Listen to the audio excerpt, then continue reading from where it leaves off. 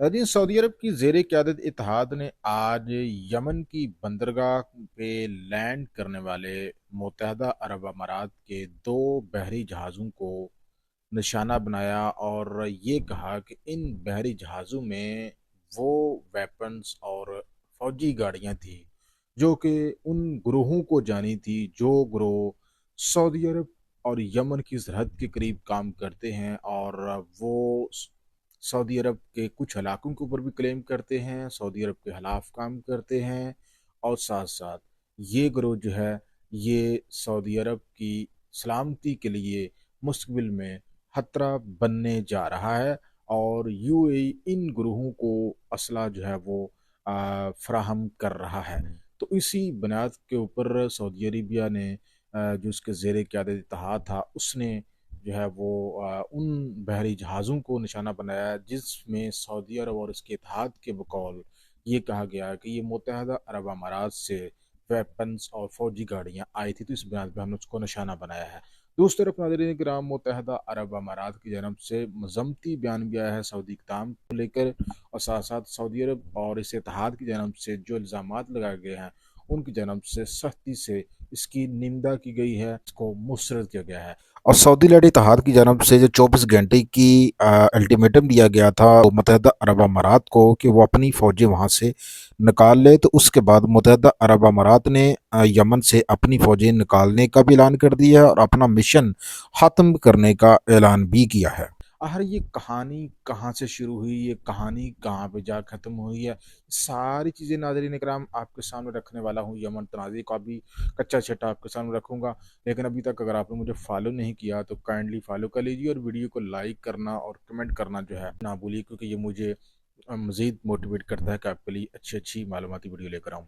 तो दरअसल नाज़रीन इकराम, मामला हुआ क्या है, कहाँ से शुरू हुआ? वीडियो लॉन्ग हो सकती है थोड़ी-सी, आपने सुनना है, आपको सारा मामला समझ में आ जाएगा।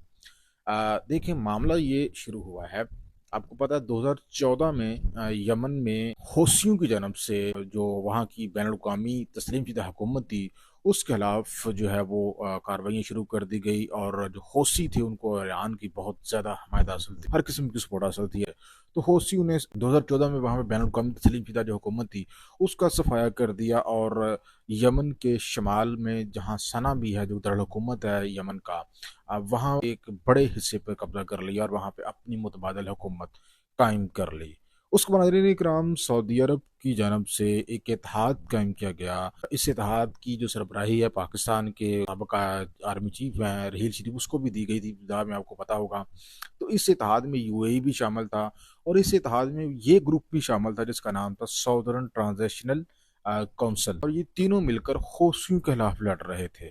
तो बाद में नाज़रीन इकराम क्या हुआ कि जो साउदर्न ट्रांजिशन ग्रुप है, जिसकी सऊदी अरब जो है मुत्तहदा अरब अमारात के ऊपर इल्ज़ाम लगाता है कि इस ग्रुप की सपोर्ट मुत्तहदा अरब अमारात कर रहा है और ये ग्रुप सऊदी अरब के खिलाफ काम कर रहा है। इस ग्रुप ने नाज़रीन इकराम मुल्क का जनूबी हिस्सा है, जो कि सऊदी अरब के साथ लगता है यमन का, उसके एक बड़े हिस्से के ऊपर कंट्रोल कायम कर लिया और वहाँ पे एक अपना मुल्क बनाने का जो है इन्होंने काम शुरू कर दिया। और उसमें सिर्फ यमन के इलाकों तक महदूद नहीं था उनका ये आइडिया। उनका आइडिया ये था कि इसमें सऊदी अरब के कुछ इलाके जो है वो भी इसमें आते हैं। तो उन्होंने कहा कि जी हम इसमें एक अलहदा मुल्क बनाएँगे यमन के जनूब में, और इसमें सऊदी अरब के जो इलाके हैं उनको भी हम साथ मिलाएँगे। तो ज़ाहिर है सऊदी अरब की सलामती के ऊपर एक बराह रास्त हमला था और सऊदी अरब ने ये कहकर आज यमन में लैंड करने वाले मुत्तहदा अरब अमारात के बहरी जहाज़ों को निशाना बनाया कि ये रेड लाइन क्रॉस हो रही है। तो इस वजह से सऊदी अरब ने जो है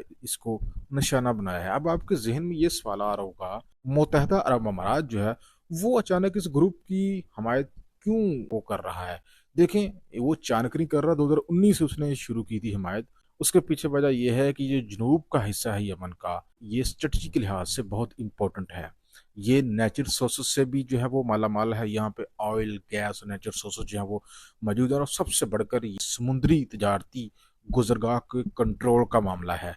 یہاں پہ سمندر لگتا ہے، بندرگاہیں ہیں، پورٹس ہیں اور اہم ترین تجارتی روٹس ہیں۔ تو اس وجہ سے یہاں پہ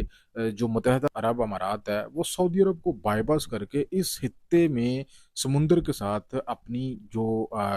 گین ہے اس کو مضبوط کرنا چاہتا تھا، ایک وہ ملٹری اڈا بھی بنانے کا ارادہ رکھتا تھا۔ تو یہی وجہ بنی ناظرین اکرام، سعودی عرب اور متحدہ عرب امارات کے درمیان جو کشیدگی پیدا ہونا شروع ہوئی دونوں کے درمیان۔ تو پہلے تو یہ پبلکلی نہیں ہو رہا تھا، لیکن آج سعودی عرب نے پبلکلی یہ اعلان کیا کہ اب ریڈ لائن جو ہے وہ کراس ہو چکی ہے، اور سعودی عرب کی سلامتی کو لاحق خطرے کے اوپر مملکت جو ہے وہ کوئی کمپرومائز نہیں کرے گی، اور ایسی کسی بھی گروہ جو کہ سعودی عرب کی سلامتی کے لیے خطرہ ہو اور ایسے گروہ کو حمایت کرنے والوں کو سعودی عرب نہیں بخشے گا۔ لیکن ناظرین کرام، یہاں بھی یہ بات آپ ذہن میں رکھیں کہ متحدہ عرب امارات نے سعودی عرب کی جانب سے اور اتحاد کی جانب سے جو الزامات لگائے گئے ہیں ان کو نہ صرف مسترد کیا، بلکہ یہ کہا گیا کہ آپ نے جن بحری جہازوں کو نشانہ بنایا ہے اس میں اسلحہ نہیں تھا، فوجی گاڑیاں تھیں، اور یہ فوجی گاڑیاں یمن میں موجود جو یو اے ای کے جو فورسز ہیں ان کے استعمال کے لیے تھیں، اور اس میں بھیا کچھ نہیں تھا۔ تو یہاں بھی ایک اور سوال پیدا ہوتا ہے کہ جو متحدہ عرب امارات ہے وہ سودرن ٹرانزیشن کونسل جو کہ یمن کے جنوب میں علیحدہ ملک بنانے کی کمپین کر رہا ہے یا طریق چلا رہا ہے یا کاروائیاں کر رہا ہے، اس کو سپورٹ کرتا ہے۔ اس کی وجہ بھی میں نے آپ کو بتا دی۔ تو سعودی عرب کس کو سپورٹ کرتا ہے؟ تو سعودی عرب یمن میں موجود اس حکومت کو سپورٹ کرتا ہے جو کہ بین الاقوامی تسلیم شدہ حکومت ہے۔ اس وقت یمن میں تین قسم کی حکومتیں ہیں۔ ایک طرف حوثیوں کی حکومت ہے یمن کے شمال میں،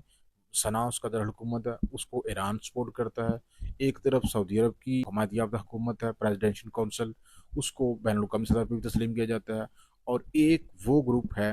جس کا نام سودرن ٹرانزیشن کونسل ہے، جس کو یو اے ای جو ہے وہ سپورٹ کرتا ہے، اور یہ گروپ جو ہے یمن کے جنوب میں سعودی عرب کے علاقوں کے اوپر بھی دعویٰ کرتا ہے اور ایک علیحدہ ملک بنانے کی کوشش کر رہا ہے۔ تو سعودی عرب اس کو اپنی سلامتی کے لیے بڑا خطرہ سمجھتا ہے۔